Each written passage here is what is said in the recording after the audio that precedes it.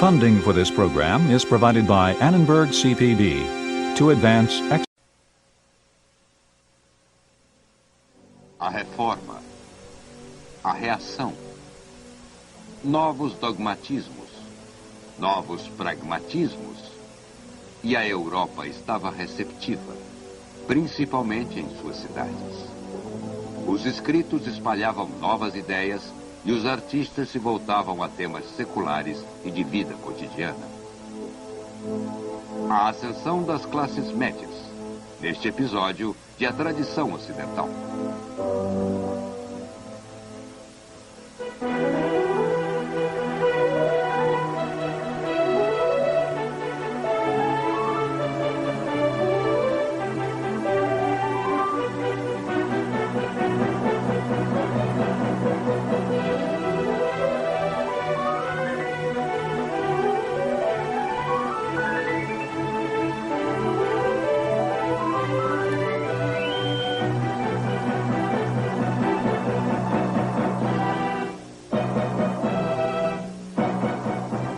E agora o professor da Universidade da Califórnia, Eugene Weber, em sua jornada através da história da civilização ocidental. Na última vez, começamos a explorar as grandes mudanças políticas e religiosas do século XVI, que aconteceram juntamente com as atividades urbanas e a ascensão de grupos sociais urbanos, que hoje em dia chamamos de burgueses. Esses burgueses não eram, em sua maior parte, inescrupulosos, aventureiros, caçadores de fortuna, nouveau riche, que subiam do nada através de extorsões ou especulações. Havia alguns deles, claro. Mas, em seu todo, os burgueses não estavam apenas ansiosos por lucros. Muitos deles progrediram através do trabalho duro e paciente, e muitos tinham certa seriedade, uma necessidade e respeito pela moralidade e por conhecimento, que os fazia acumularem livros sobre as vidas dos santos em suas bibliotecas, que fazia que dedicassem metade de seus pedidos a invocações a Deus e aos santos e em doações para causas maiores. E até algumas vezes fazia que se aposentassem cedo para devotarem seu tempo a estudos e preces. Os burgueses eram também realistas em um mundo duro. Mas seu realismo não excluía um forte sentimento de dever e uma forte necessidade de confiança e estímulo religiosos. A questão então tornou-se: que tipo de confiança? Como a ordem medieval ruiu, as velhas certezas não bastavam mais. Lembrem-se de que os burgueses eram mercadores, negociantes, viajantes que viram e compararam muitas pessoas e muitos lugares, e que tiraram destas experiências um entendimento de relatividade dos valores relativos.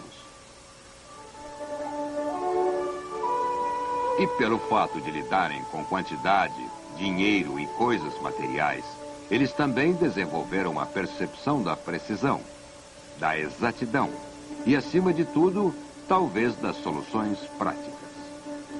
Os burgueses leram os antigos e aprenderam com eles a ideia de uma religião clara, razoável e razoavelmente humana.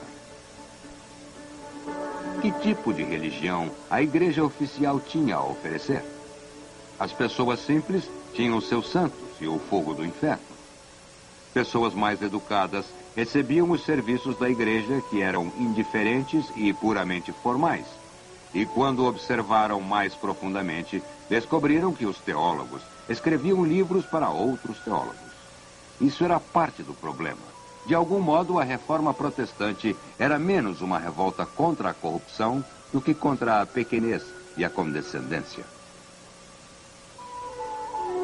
O argumento básico dos teólogos era que o dogma estava acima do entendimento da razão, e, portanto, os fiéis deviam aceitar esse fato e aceitar o dogma sem tentar entendê-lo. Havia uma aridez aqui, Uma seca do espírito que os reformistas não aceitavam, tanto quanto não aceitavam as superstições impostas às massas. Quando Lutero disse, Juristen böse Christen, os homens da lei são maus cristãos, ele falava de uma espécie de esterilidade religiosa dentro da igreja, formalizada e legalizada. Esse não era o tipo de teologia adequado aos novos homens da cidade, que cresciam em número e importância, que se desenvolveram em número e importância e que desenvolveram uma nova consciência de grupo e desenvolveram um gosto por clareza e lucidez, lendo os antigos e humanistas, como Erasmo. Então, fatalmente, haveria uma ruptura entre as aspirações da burguesia, que queria reconciliar suas ações e sua fé, e o status quo de uma igreja arcaica.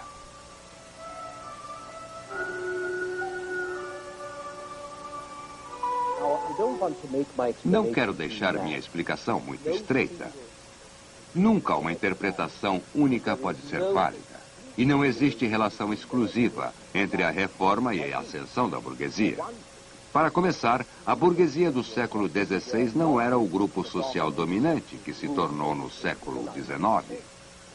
Camponeses e nobres estavam espiritualmente insatisfeitos e descontentes, mas a igreja sempre teve que lutar contra hereges ou hereges em potencial.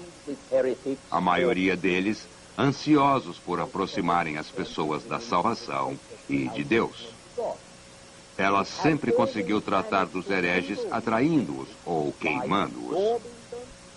Desta vez, a igreja perdeu seu estilo. E se isso aconteceu parcialmente, foi devido a esse espírito ligado à burguesia que descrevi.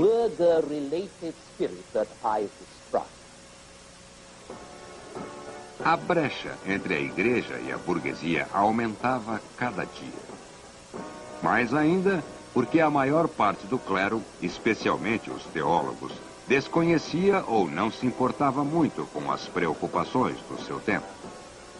Viviam entre si e fechavam seus olhos a tudo que não fosse os assuntos internos da igreja. E mesmo os membros do clero, que percebiam que a igreja precisava mudar, achavam que poderiam salvar a religião simplesmente reformando o clero e os mecanismos da igreja. Uma espécie de limpeza do partido. Melhore a educação do clero, reforme sua disciplina e tudo ficará bem. Talvez o clero estivesse certo, mas acho que não viu a relevância da questão. O ponto em que a luta da reforma realmente parecia ter começado, que era a questão da autoridade. Os velhos e o establishment em geral visualizavam a reforma como algo que meramente fazia ajustes dos detentores da autoridade, o clero. E achavam que isso bastaria. Os novos homens, no entanto, queriam que eles demonstrassem o direito e a própria natureza da autoridade. Essa era a diferença básica da qual surgiu a reforma. E a reforma, essencialmente, oferecia à burguesia duas coisas acima de todas as outras que a igreja não fizera. Uma, que a Bíblia fosse escrita não em latim, mas na língua vulgar, de modo que todos pudessem ler. E duas, a ideia da justificação pela fé. A ideia de que a fé em si mesma justifica e salva o crente, e não a miríade de rituais e práticas que jaziam na essência da igreja.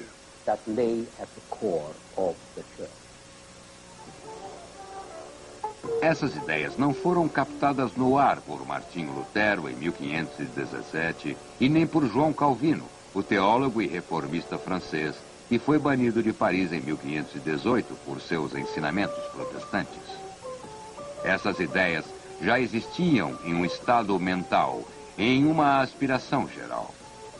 Essas, por sua vez, levaram a novas traduções da Bíblia para a linguagem cotidiana, que eram então colocadas nas mãos dos fiéis sem cortes, reservas, nem censuras, por um corpo de intérpretes oficiais.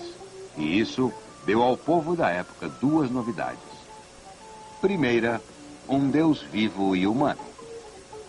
E segunda, uma transformação radical de toda a noção do que era o clero.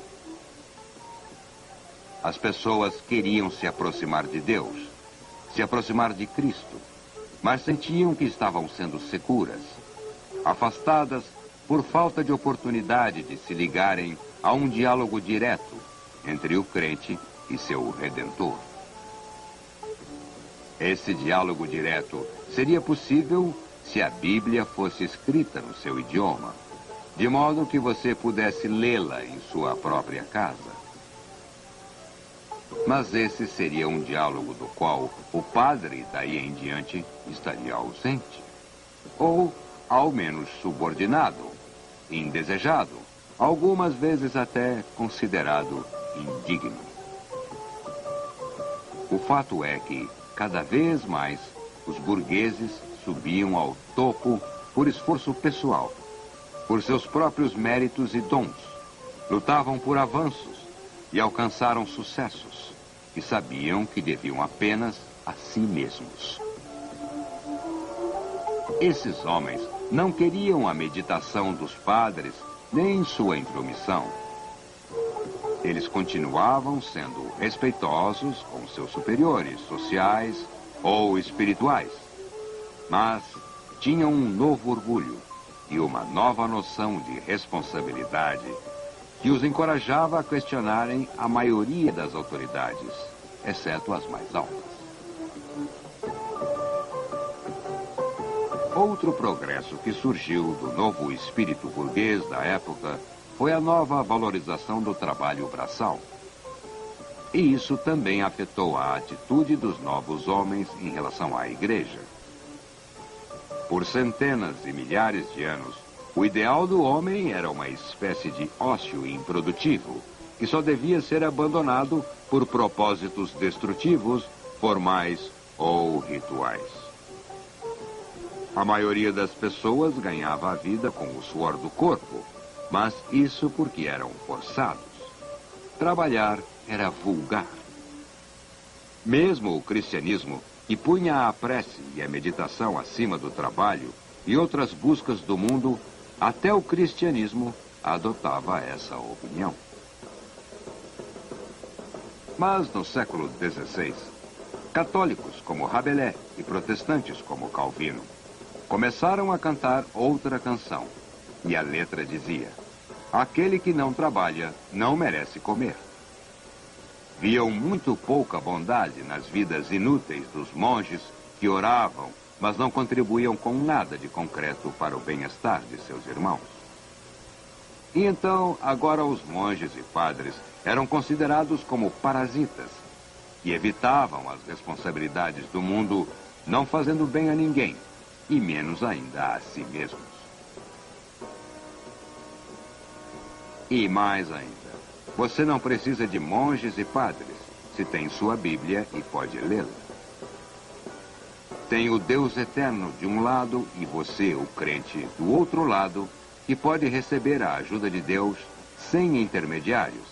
E você pode captar estas mensagens direto, através das Escrituras, que são bem literalmente a palavra de Deus. Há uma lógica profunda e subversiva em Martinho Lutero, que traduziu a Bíblia nesta edição alemã e que afirmava que todo cristão é um padre, todo fiel é seu próprio padre.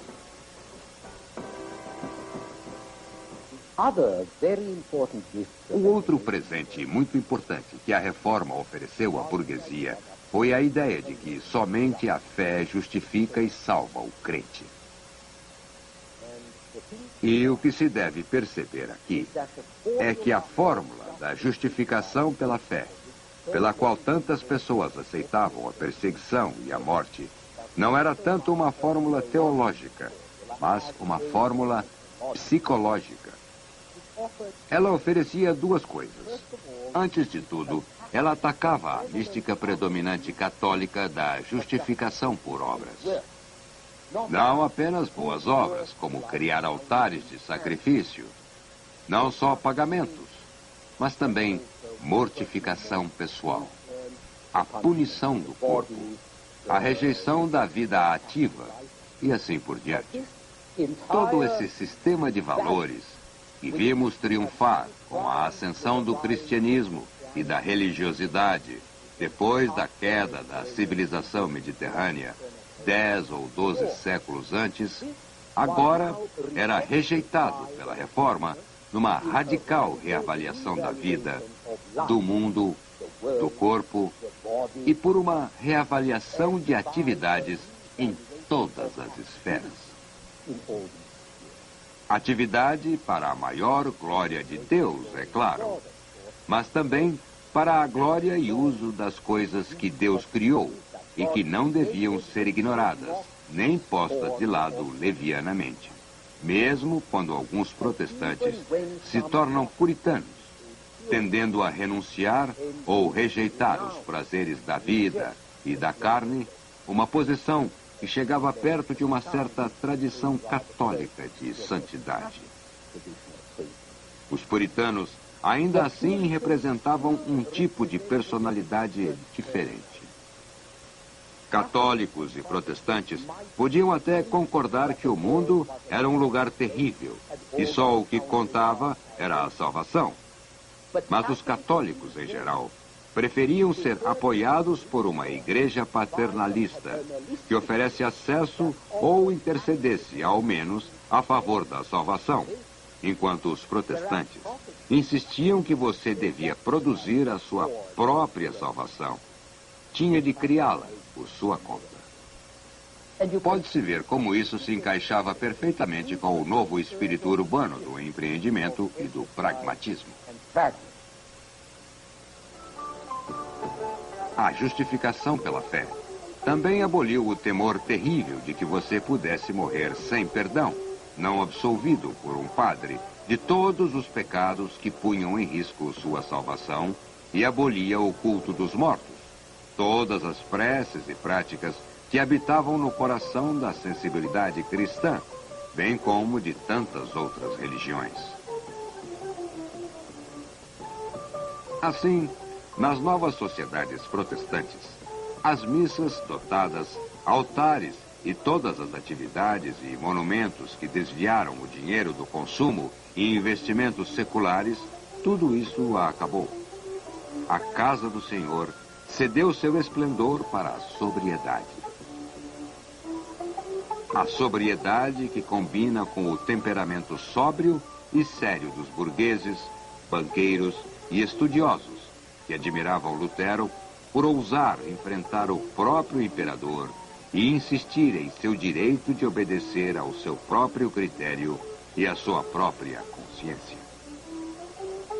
Afinal, os burgueses também queriam se certificar de sua liberdade de consciência, sua independência, e reformistas como Lutero estimulavam isso. Eles diziam aos cristãos para tratarem de seus negócios direto com Deus, sem a mediação de padres, esquecerem dos santos e das relíquias e de qualquer tipo de interferência no assunto crucial da salvação, e que abrissem sua Bíblia e lessem, sem a interferência de um padre intérprete. E nisso tudo, a publicação foi um fator crucial, pois fornecia a Bíblia para os novos cristãos morais e porque também pela propaganda visual mostrava que certas pinturas e esculturas nas igrejas eram desnecessárias e supérfluas. Os protestantes podiam se dar ao luxo de serem iconoclastas, porque eram pessoas do livro e o protestantismo era uma religião do livro. Assim, as artes visuais dos protestantes iriam se concentrar não em temas religiosos, mas em temas seculares, na vida cotidiana. Em paisagens, em retratos, Esse é um autorretrato de Jerônimo Bosch, um pintor místico e mais realista que morreu logo antes de Lutero pregar suas teses na porta da capela de Wittenberg. As pinturas de Bosch são lúgubres, são como alucinações grotescas, pesadelos de tentação, de queda e punição, dentro e além do mundo profundamente corrupto. Não há espaço nas obras de Bosch para pessoas normais e não conflitadas, ou ao menos, suas pessoas extraordinariamente comuns existiam apenas em termos de categorias espirituais, como a tentação, o banimento e a salvação. Na época de Peter Bruegel, que viveu de 1525 até 1569, e que era um contemporâneo mais jovem de João Calvino, as coisas haviam mudado radicalmente. As pinturas de Bruegel são principalmente de paisagens ou cenas da vida camponesa. Bruegel foi influenciado por Bosch, como a maioria dos pintores do norte na época, mas Bruegel era um humanista. Ele era didático, moralizante e muitas vezes grotesco. Mas onde Bosch era catastrófico, Bruegel era satírico. Ele era tão cristão quanto Bosch e era apaixonado em seu próprio modo, mas suas ideias religiosas eram ideias de bom senso, racionais e éticas. Ele denunciava a avareza e a ganância, ridicularizava a pretensão e parodiava as cerimônias, inclusive as religiosas. Bruegel se interessava pela natureza e por pessoas de verdade. Aliás, em pessoas muito comuns, camponeses e os pobres, que mal tinham chamado a atenção de alguém antes. Ele não suavizava, nem glorificava, nem tornava poéticas essas pessoas, mas as pintava com marcas na pele e tudo mais, o que realmente o tornou o primeiro pintor moderno e um exemplo das forças que agiam nesses tempos. Por outro lado, é interessante notar que o principal patrono de Bruegel era um cardeal e que os príncipes católicos de Habsburgo que governavam a Bélgica para Filipe II admiravam tanto a obra de Bruegel que o melhor lugar para se ver suas pinturas hoje é no Museu da Corte em Viena. Ainda assim, sabemos que em seu leito de morte, Bruegel disse à sua esposa para que queimasse todas as suas pinturas restantes, caso elas lhe causassem problemas. Então, mesmo um artista com altos protetores tinha razão para se preocupar. E temos que ter isso em mente quando pensarmos na contraofensiva católica, a contra-reforma, que estava determinada a limpar e a reformar a igreja, bem como a lutar e derrotar o inimigo protestante. A partir de 1545, um conselho da igreja, o Conselho de Trento, reafirmou a autoridade da igreja, da tradição e da hierarquia da igreja. A Inquisição, um tribunal especial para identificar e punir a heresia, foi modernizada, e a primeira coisa que fez foi atacar o fronte das publicações. O primeiro índice de livros proibidos surgiu em 1559. Livros que era melhor que fossem queimados que lidos. E haveria um catecismo, um livro de perguntas e respostas, ressaltando os princípios das crenças certas para todos os cristãos católicos. E haveria uma Bíblia aprovada, a Vulgate, escrita em latim. Havia também a Nova Sociedade de Jesus, fundada por um cavaleiro espanhol, Inácio de Loyola, que viveu de 1491 até 1556. Loyola era fascinado pelos ideais cavalheirescos e tratava o serviço a Deus como uma espécie de serviço sagrado de nobres guerreiros. O jesuíta era uma versão modernizada do atleta cristão, altamente treinado no plano intelectual, bem como no espiritual, flexível, adaptável, disciplinado e autodisciplinado, letrado, culto e sujeito a uma autoridade central forte. Os jesuítas estavam prontos para competirem com os investimentos protestantes no ramo educacional, em empreendimentos missionários e no fervor religioso. E suas realizações em todos estes campos seriam extraordinárias. Assim sendo, a Contra-Reforma era uma força muito poderosa e as linhas da batalha estavam marcadas. Mas, a partir deste ponto, existiriam escolhas dentro da cultura ocidental. Existiriam competições, batalhas de livros, bem como de soldados. 3 dos grandes elementos da moderna civilização ocidental, a pólvora, as publicações e a religião protestante, se aproximaram.